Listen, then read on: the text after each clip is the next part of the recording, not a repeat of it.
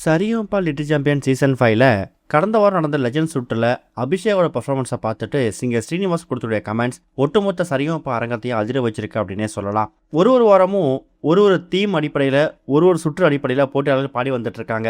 அதில் கடந்த வாரம் லெஜண்ட்ஸ் சுற்று அப்படிங்கிற அடிப்படையில் எஸ்பிபி அதே மாதிரி மலேசியா வாசுதேவன் இவங்களோட பாடல்களை எடுத்து போட்டியாளர்கள் பாடியிருக்காங்க. அதில் அபிஷேகோட பெர்ஃபார்மன்ஸ் எப்பவும் போல இந்த வாரமும் ஒரு தனித்துவமான பெர்ஃபார்மன்ஸாக அமைஞ்சிருக்கு. எஸ்பிபி அவர்களோட சின்ன மணி கோயிலே அப்படிங்கிற பாட்டை தான் அபிஷேகா இந்த வாரம் சூஸ் பண்ணி பாடியிருக்காங்க. இந்த வாரம் ஸ்பெஷல் கெஸ்டா கங்கை அமரன் வந்திருக்காரு. அது மட்டும் இல்லாமல் எஸ்பிபி அவரோட மகளாக இருக்கக்கூடியவங்களும் வந்திருக்காங்க. இவங்க எல்லாரும் முன்னாடியும் அபிஷேகா பாடிக்கக்கூடிய எஸ்பிபி அவரோட சின்ன மணி கோயிலே அப்படிங்கிற பாட்டு ஒட்டுமொத்த அரங்கத்தையும் அதிர்ந்து போகிற அளவுக்கு ஒரு மிகப்பெரிய பெர்ஃபார்மன்ஸாக மாறி இருக்கு. அபிஷேகா பாடி முடிச்சதுக்கு அப்புறமா ஒட்டுமொத்த கண்டஸ்டன்ஸும் அதே மாதிரி ஜட்ஜஸும் எழுந்து மிகப்பெரிய அப்ளாஸ் கொடுத்து அபிஷேகாவை பாராட்டியிருக்காங்க. அந்த இடத்துல கங்கை அமரன் அபிஷேகாவோட அந்த வெட்டி வேறுவாசா அப்படிங்கிற பாட்டை மறுபடியும் பாட சொல்லியிருக்காரு. இன்னொரு பக்கம் சிங்கர் ஸ்ரீனிவாஸ் என்ன சொல்லியிருக்காருன்னா, அபிஷேகா நீ இதே மாதிரி இன்னும் 2-3 வாரம் பாடினா நீ பாடவே வேணாம், உட்கார்ந்த இடத்துல இருந்தே நீ ஃபினாலே போயிடுவ போல இருக்கு. அந்த அளவுக்கு பெர்ஃபார்மன்ஸ் அடி தூள் கலவர மாதிரி இருக்கு. ஒரு வாரத்துக்கான பெர்ஃபார்மன்ஸை பாட சொன்னா நீ 2-3 வாரத்துக்கான பெர்ஃபார்மன்ஸ் சேர்ந்து பாடிக்கிட்டு இருக்க. உண்மையாவே உனக்கு ஒரு பெரிய எதிர்காலம் காத்துக்கிட்டு இருக்கு. நீ கவலையே படாத.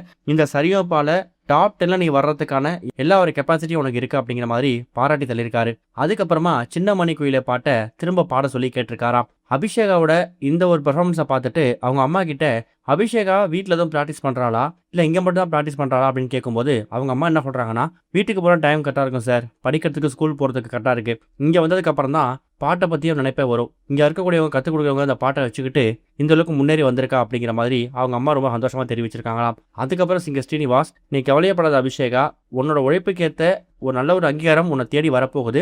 எப்பவும் போல இந்த வாரமும் நீ அடிச்சு தூள் கிளப்பிட்ட, உனக்கான கோல்டன் ஷவர் எடுத்துக்கோ அப்படிங்கிற மாதிரி சொல்லி அபிஷேகோட பெர்ஃபார்மன்ஸாக புகழ்ந்து தள்ளியிருக்காங்க.